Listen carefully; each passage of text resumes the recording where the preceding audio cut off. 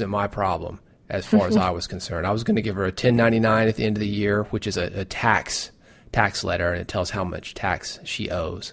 I talked to my project manager. My project manager was like, let her go. She's not doing the work. She's not paying the taxes. She's going to get us all in trouble. I said, no. Let me try to work this out, because I felt for her. She was doing pretty good work, I thought. Anyway, she said it was taken care of. I kept getting the notices. Finally had to let her go. That's a good thing in that finding the positive meaning in failure, it lets me know to trust my gut in the future. But it could be one of those things that it's a bad thing. They say hire slow and fire fast. I think it's just one of those skills that you develop as an entrepreneur. And resilience, in this case, because I was so hell-bent on keeping her, sometimes that can be a bad thing.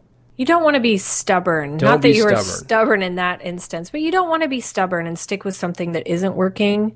But in my case, when I made the decision to transition out of health coaching and start something completely new, it's scary, and it's that gut feeling and trusting yourself to make that good decision, which helps you stick with it until you make it work.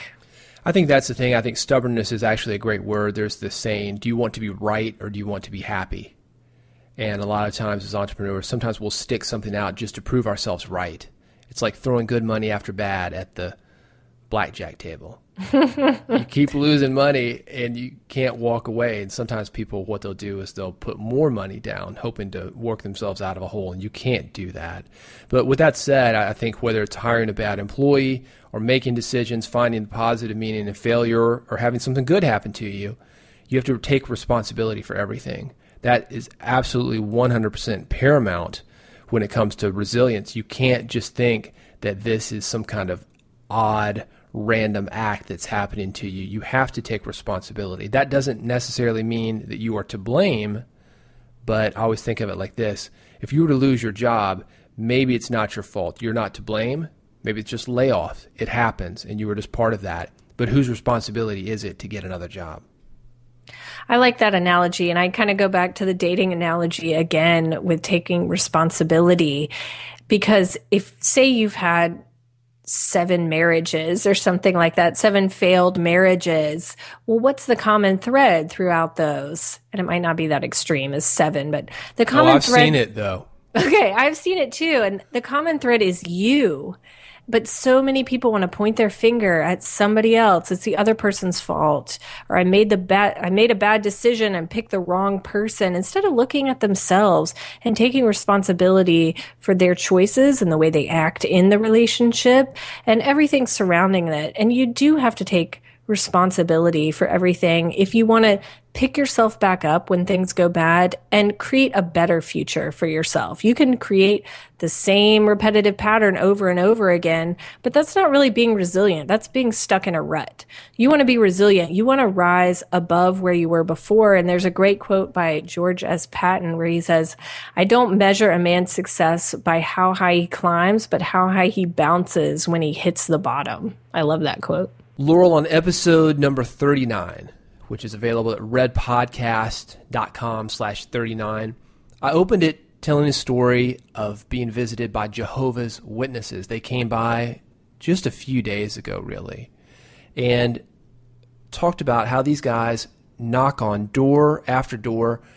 Almost nobody wants a Jehovah's Witness to knock on the door. They're not expecting it. It's interruption marketing. People are busy, and just the reputation of these guys.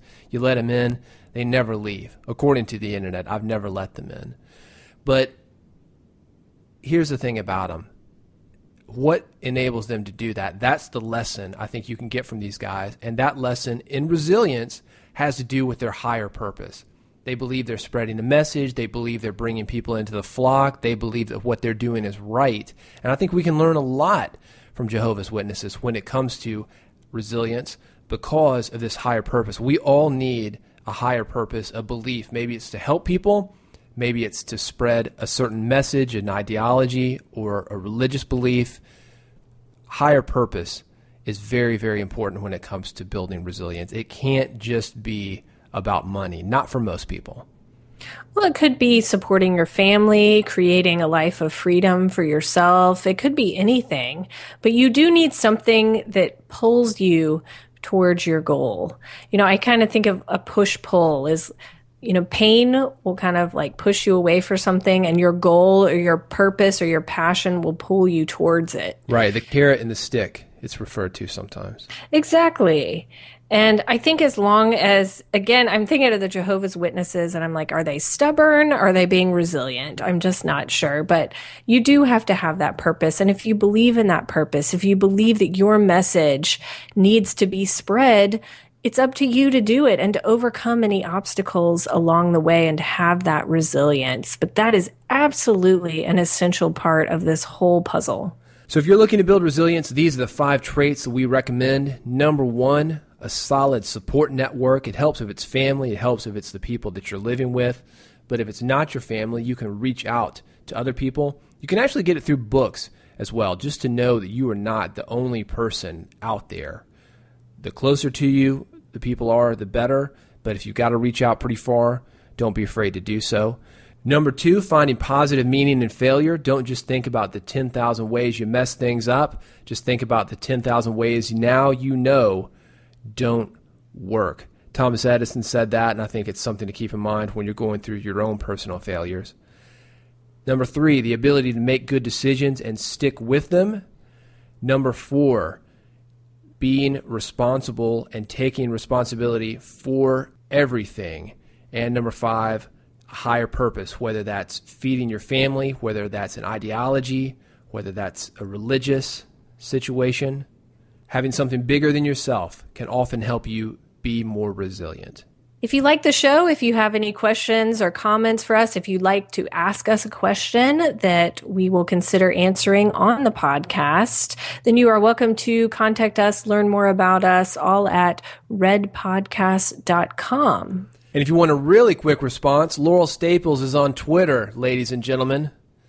At Laurel Staples is how to get her. At David Hooper is how to get me. We're happy to answer any questions about this episode or others. Topic suggestions as well can be sent there. If you're listening on iTunes, we'd appreciate a review in the iTunes store. If you got us on Stitcher, Stitcher has a review system as well. Anything you can do to help spread the word, we appreciate it. Laurel, appreciate you, and I appreciate you being here with me every single time. We'll see you next time on the next episode of Red Podcast. You've been listening to Red Podcast, Real Entrepreneur Development. Subscribe today using iTunes, Stitcher, or via RSS at redpodcast.com.